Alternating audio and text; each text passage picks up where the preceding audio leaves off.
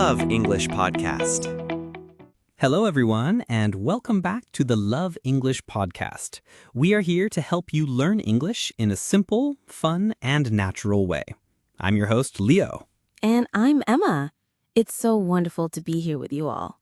This podcast is a safe space for you to learn, so we will speak clearly and explain everything. Leo, I feel like I haven't seen my friends in a while. Life has been so busy. I know that feeling. It's important to make time for our friends, but that requires making plans, and that is a skill. It's the perfect topic for today's episode: how to make plans with friends using simple, everyday English. This is such a useful topic.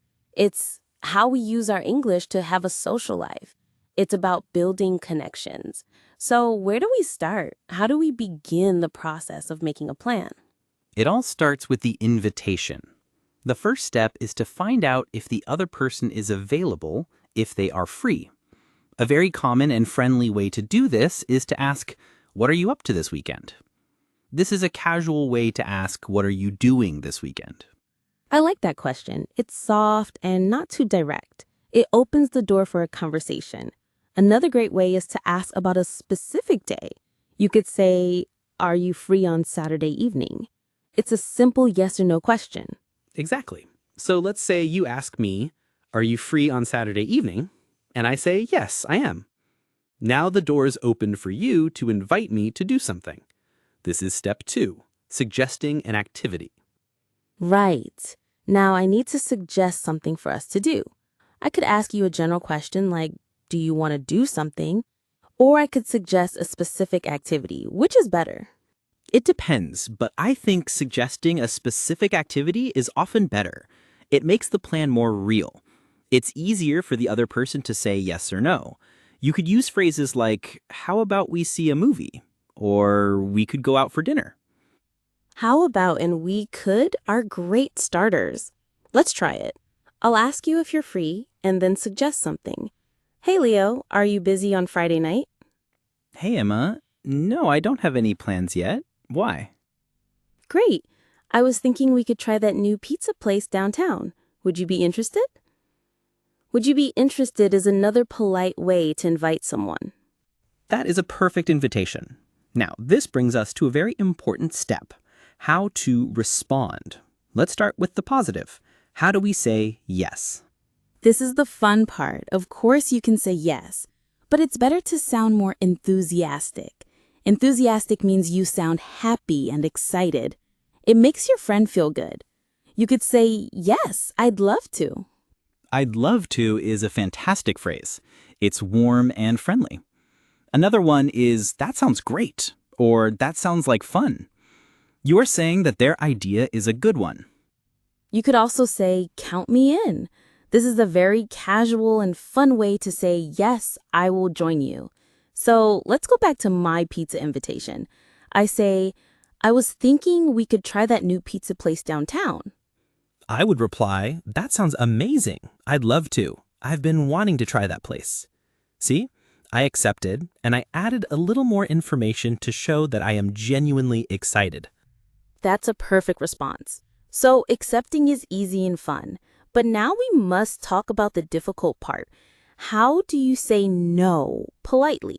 This is very important. You don't want to hurt your friend's feelings. This is a huge challenge for many learners.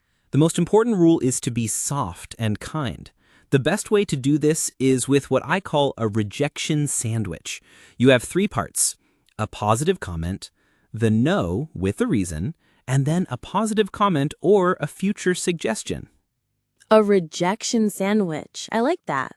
Let's break it down. So I invite you to get pizza on Friday. You are busy. What is the first positive comment? I would start by saying, "Oh, that sounds so fun." This shows that I think your idea is a good one. I am not rejecting your idea. I am just rejecting the time. That's a great start. It makes me feel good. Now for the middle part, the no with a reason. I would say, "But I'm afraid I can't on Friday. I already have other plans." "I'm afraid" is a soft way to introduce bad news. "I already have other plans" is a very common and polite reason. You don't need to explain what your plans are. It's private. That's a very important point. You don't have to give a lot of details. I have other plans is enough. So we have the positive start and the no. Now for the final part of the sandwich. The final part is where you show that you still want to see your friend. You can suggest a different time. I could say, but I would love to go another time. Are you free next week? This shows that I really do want to try that pizza price with you. That makes me feel so much better. Even though you said no, you're showing me that you value our friendship. Let's try another situation. What if I don't like the activity? For example, you invite me to a rock concert, but I don't like loud music. Another great scenario. You can use the sandwich again.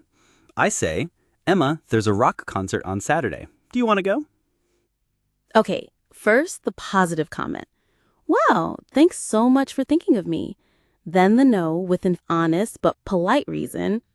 To be honest, loud concerts aren't really my thing. Not my thing is a gentle way to say I don't like it. That's a perfect phrase.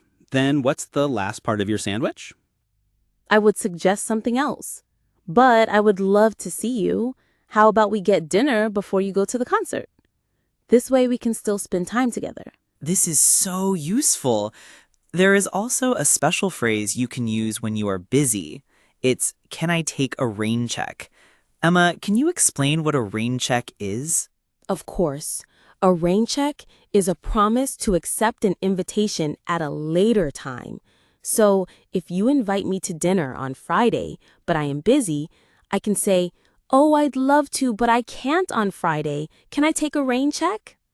It means, please invite me again in the future. So we've learned how to invite, how to say yes, and how to say no. Let's say I accepted your pizza invitation. We agreed to go.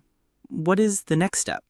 Now we need to decide on the details, the time, and the place.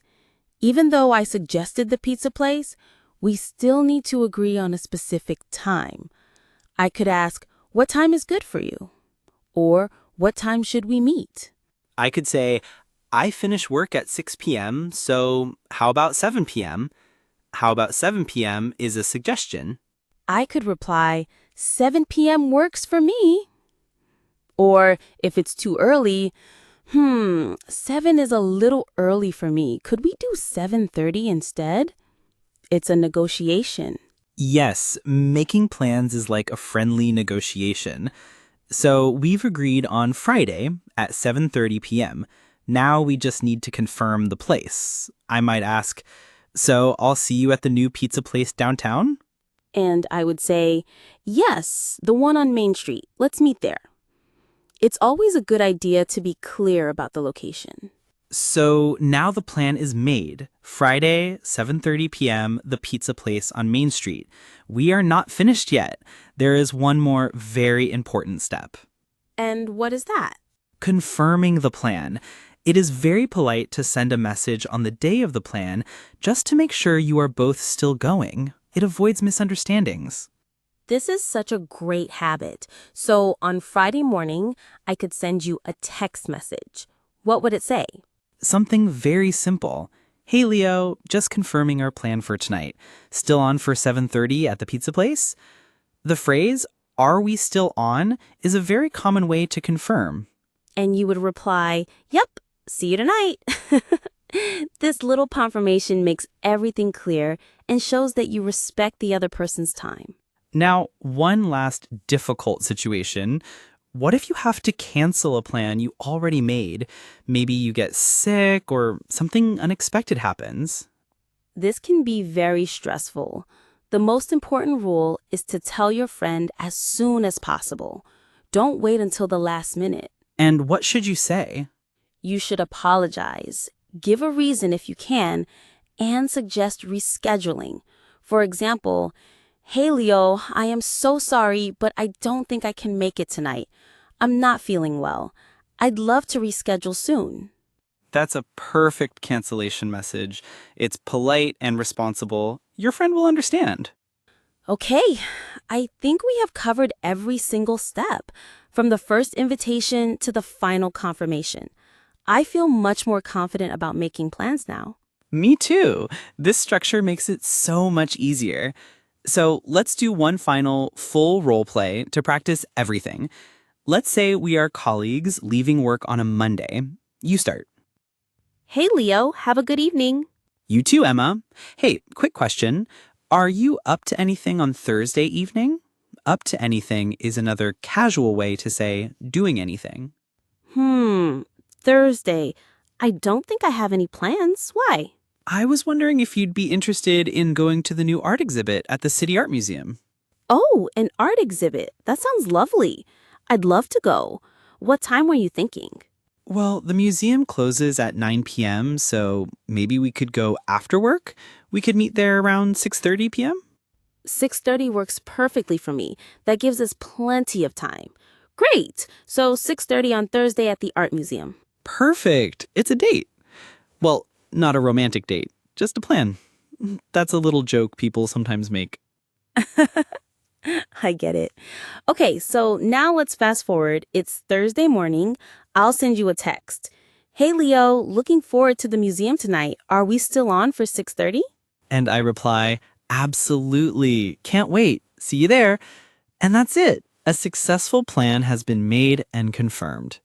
This was so helpful. I hope our listeners feel ready to reach out to their friends and practice these phrases.